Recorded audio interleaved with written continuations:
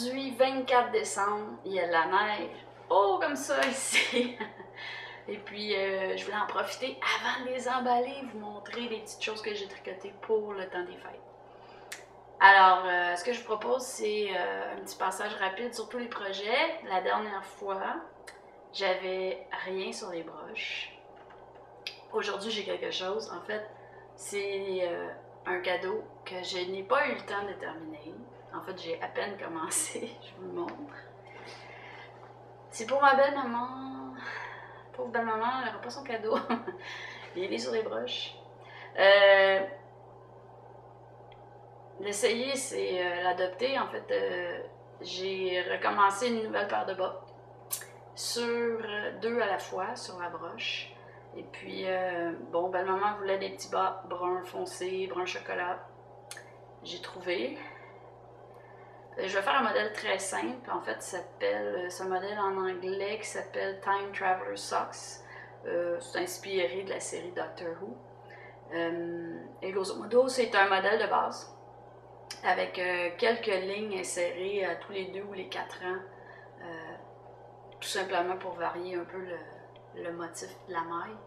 Mais ça demeure un modèle de base très très simple.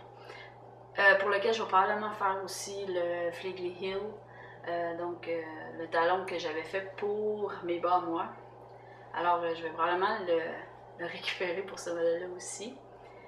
Et puis je travaille avec une laine que je connaissais pas. En fait, j'ai acheté 2 balles. C'est de la Regia. Et c'est de la laine Merino. C'est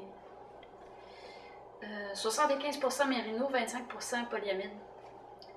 Elle est très très douce. La seule chose que j'aime pas beaucoup, c'est le fait qu'elle se défait.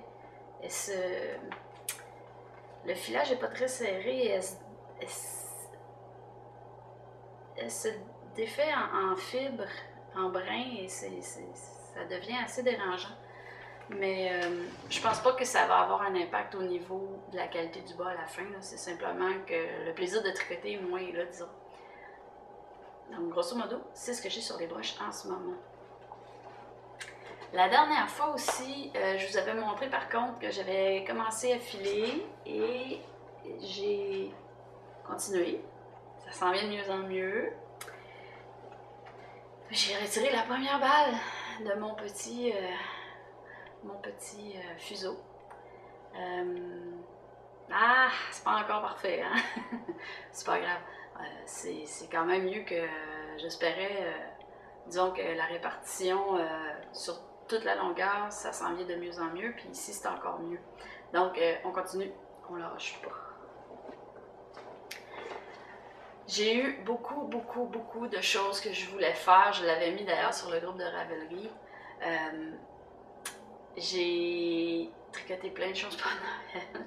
Il y avait des choses qui faisaient longtemps que je voulais faire pour des gens qui avaient demandé comme ça, qui espéraient, qui dans le fond ne l'espèrent pas, mais qui vont l'avoir tout à l'heure, dans quelques heures.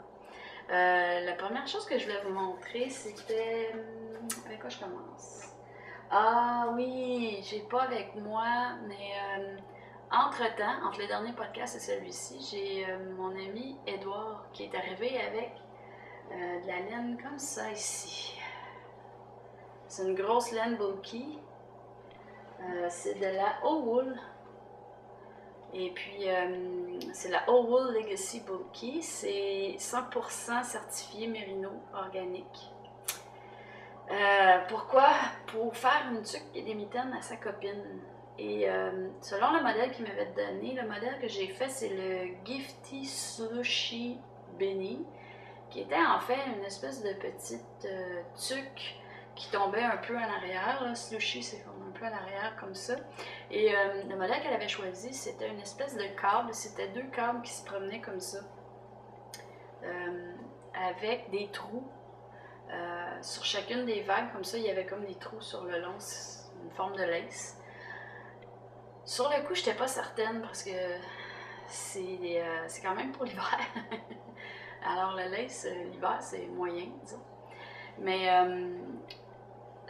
la belle laine bulky, ça se travaillait très bien. Les trous n'étaient pas trop gros et pas trop fréquents, donc le modèle était quand même bien. Et puis, j'ai réussi à lui tricoter aussi. J'ai repris, en fait, le modèle, je vous disais, c'était 2 vagues comme ça. Et puis, j'ai repris le modèle pour faire les mitaines. Et en fait, les mitaines, on les mettait une à côté de l'autre. Le dessus de la mitaine faisait la vague comme ça. Donc, il y avait la moitié du dessin sur une mitaine et l'autre moitié du dessin sur l'autre mitaine. Un bel effet, ça allait bien. C'est sûr que les trous sur les mitaines, là, c'est encore moins bon. Là. Mais bon, j'en ai discuté avec Édouard et après l'avoir lavé délicatement, l'avoir fait sécher, il pense que dans le fond, les trous, ça sera pas vraiment un problème. Moi, je lui ai offert de refaire les mitaines pour lui masquer le trou, en fait. Et puis, on verra. Mais pour l'instant, les mitaines sont parties dans le coin de Chibougamau. Et puis voilà. Alors, il m'en reste une bonne balle. Et puis, j'en ai une autre qui est entamée, qui m'est restée. Donc, en fait, une balle comme ça permet de faire une tuque. Et puis, ça m'a pris presque 2 balles faire la deuxième, les 2 paires de mitaines. En fait, la paire de mitaines. Donc, voilà.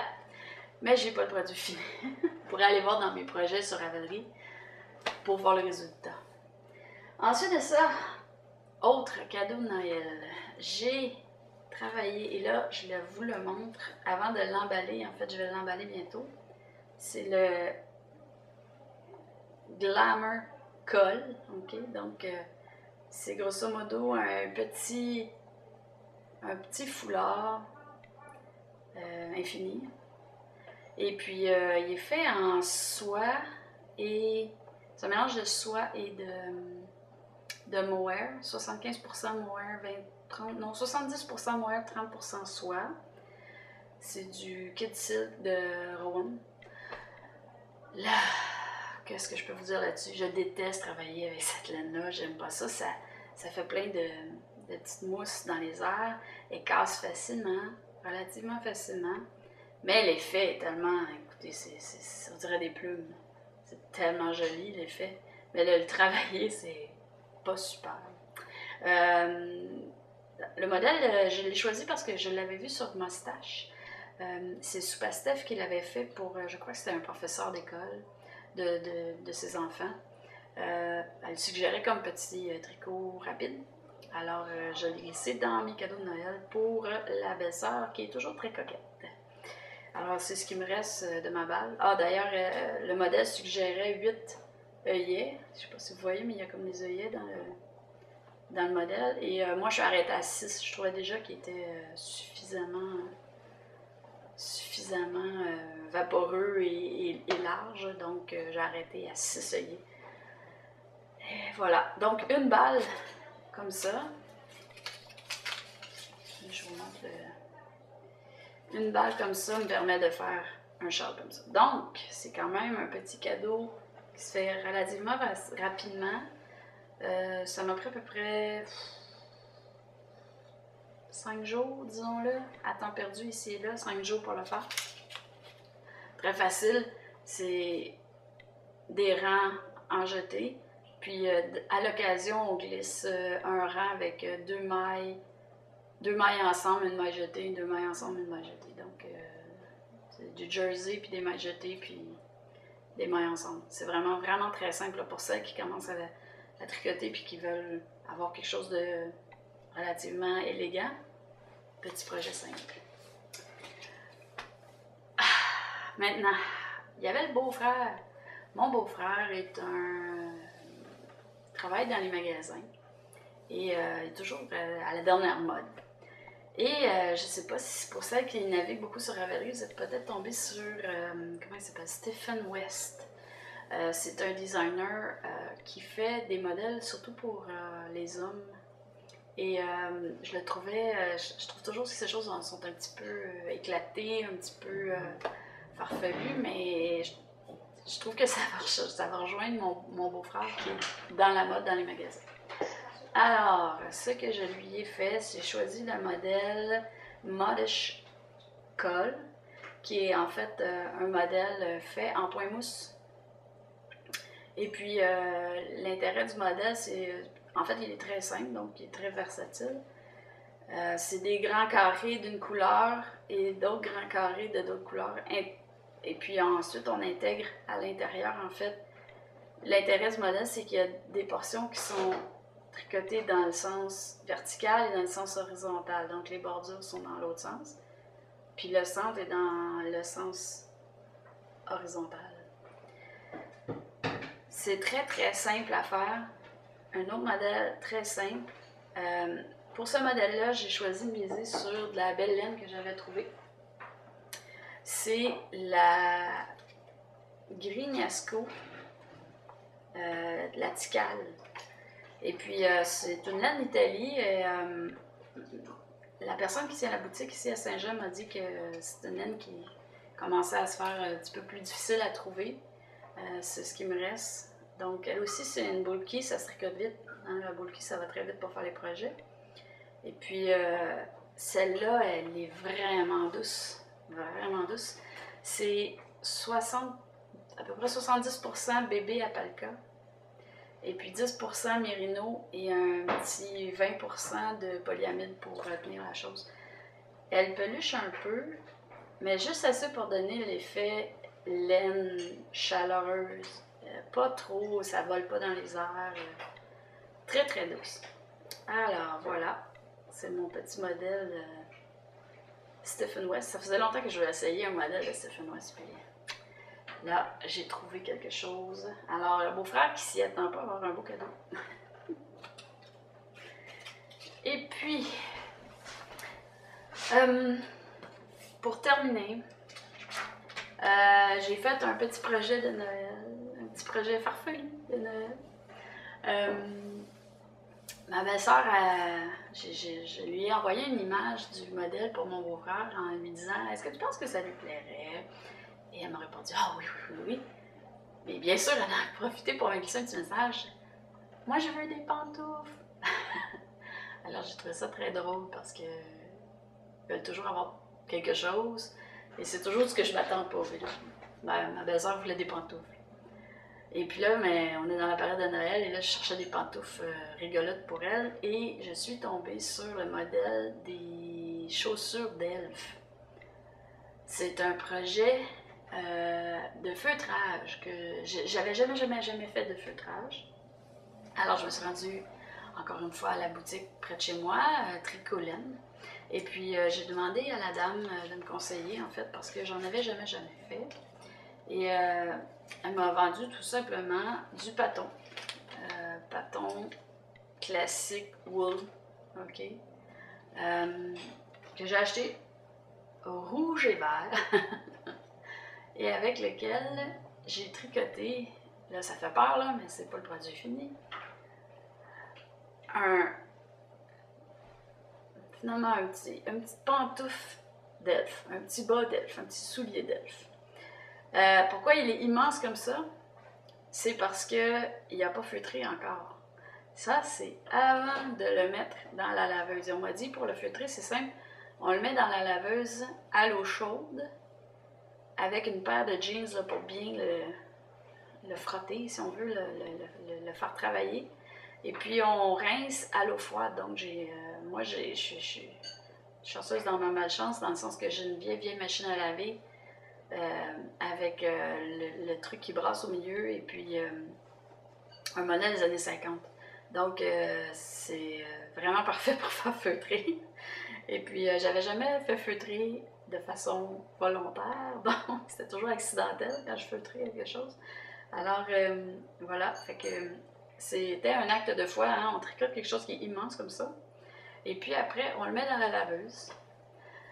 J'ai commencé par un petit cycle de 4 minutes avec un rinçage à l'eau froide. Je l'ai ressorti, je n'étais pas tout à fait satisfaite, puis il y avait à peu près, disons, il avait diminué d'à peu près le tiers seulement, puis on voyait encore bien les mailles et tout, puis là, j'étais pas sûre. Je l'ai remis 12 minutes à l'eau chaude avec un rinçage à l'eau froide, et voici ce que j'ai ressorti de la laveuse. Ah, c'est génial, hein?